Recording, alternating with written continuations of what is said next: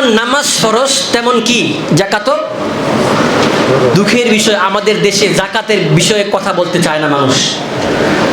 যাকাতের কথা উঠলেই মানুষ ভাবে এটা হুজুরদের কাজ। কাদের কাজ?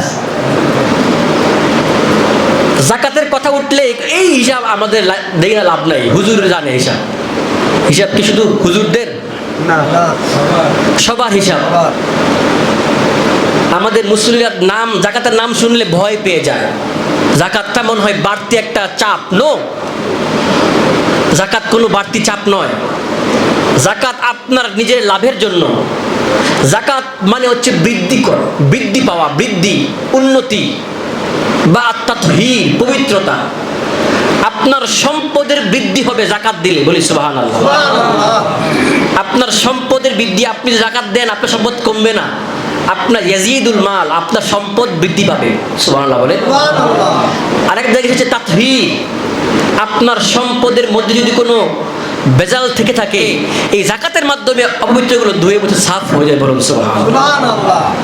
আমার ভাইয়েরা, আল্লাহ পাক পবিত্র কুরআনুল কারীমে বলেছেন, আল্লাহ পাক সূরা নূরের 56 নম্বর আয়াতে আল্লাহ পাক বলেছে, ওয়া আকিমুস সালাতা ওয়া আতুজ যাকাত, তোমরা নামাজ কায়েম করো এবং যাকাত দাও। সুবহানাল্লাহ। সুবহানাল্লাহ। কি কায়েম করো? আল্লাহ কোরআন শরীফে যত জায়গায় নামাজের কথা বলেছেন তত জায়গায় যাকাতের কথা বলেছেন। ওয়া আকিমুস সালাহ ওয়া আতুজ যাকাত, সূরা বাকারার মধ্যে আছে ওয়া আকিমুস সালাহ ওয়া আতুজ যাকাত ওয়ারকাউ মা'আর রাকিঈন। এখন শুনেন মূল কথা। এখন আমাদের দেশে একটা প্রচলন হয়ে গেছে, আমরা বলি লোকটা খুব ভালো, লোকটা খুব মুমিন, লোকটা খুব আল্লাহওয়ালা, পরহেজগার, নামাজ রোজা ভালো করে। কি ভালো করে? আল্লাহ বলছে নামাজের পরে যাকাত, আর আমরা কি বানাইছি? নামাজের পরে রোজা। দেখেন আমি এটা কেন বলছি, কারণ এইভাবে আমরা বলতে বলতে যাকাতের আমাদের এই গুরুত্বটা উঠে গেছে। ঠিক কিনা বলে? আমরা বলি লোকটা খুব ভালো, অনেক নামাজি, নামাজ রোজা ভালো আদায় করে, মুখে মুখে আসে না, আসে না? আপনি 80% জিজ্ঞেস করেন নামাজ রোজা আমরা ভালো করি, হুজুর নামাজ রোজা আদায় করি, যাকাতের কথা বলে না। আল্লাহ বলছে যাকাত, আল্লাহ বলছে নামাজের পর যাকাত। ওয়া আকিমুস সালাহ, নামাজ কায়েম করো, ওয়া আতুজ যাকাত, যাকাত দাও। যাকাতের এত গুরুত্ব, অথচ আমরা ভাবি যাকাত আমাদের উপরে বড় চাপ। না বাবাজি। আবার অনেকেই ভাবে যাকাত মনে যারা ধনী তারাই দিবে। নো, আপনার হিসাবে হয়তো যাদের 10 তলা বাড়ি আছে সে ধনী, ঠিক না?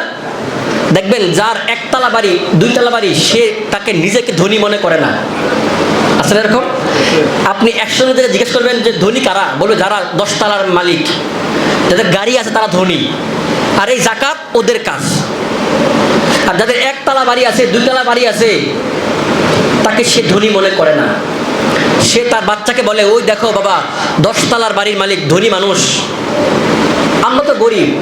আমরা কি গরিব? অথচ ইসলাম আপনাকে গরিব বলে না। ইসলাম আপনাকে কি বলে না? গরিব বলে না। ইসলাম বলে যার কাছে যাকাত দেওয়ার মতো অর্থ 1 বছর থাকে সেই ধনী। সুবহানাল্লাহ। সেই ধনী, তার উপর যাকাত ফরজ।